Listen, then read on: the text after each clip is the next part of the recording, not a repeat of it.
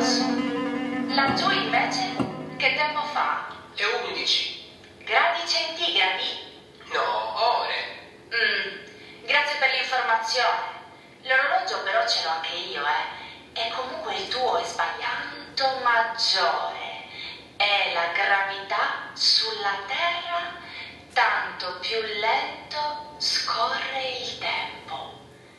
Uno dei più importanti astroarcheologi del secolo scorso si chiamava Edwin Hubble, uno dei padri della cosmologia moderna.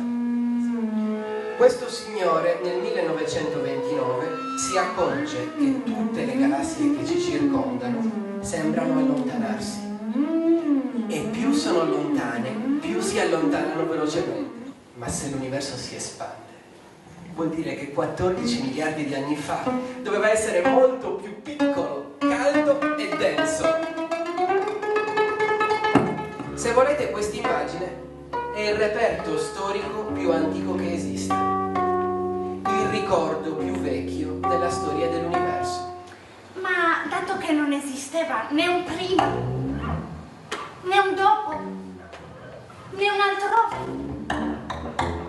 è chiaro che questo fosse un pregiudizio senza fondamento.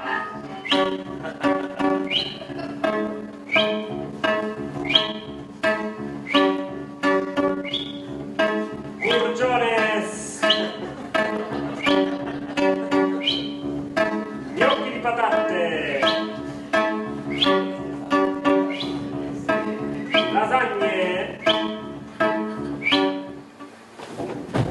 Buchi neri supermassicci reggono ostinati la loro stessa gravità, come serrando i denti, stringendo i pugni e inarcando la gobba. E all'interno di queste galassie miliardi di stelle fiammeggianti. Brevi tregue nella lotta tra gravità e termodinamica, intorno a cui milioni di pianeti maturano le loro panade di anguille e colurgionis, i loro boschi e oceani, all'alternarsi delle stagioni cosmiche. Anche noi esseri umani, infatti, se ci pensiamo, non siamo altro che delle piccole inomogeneità nello spazio-tempo. Dei punti in cui, un po' per caso, la materia è leggermente più densa e concentrata rispetto al vuoto che ci circonda.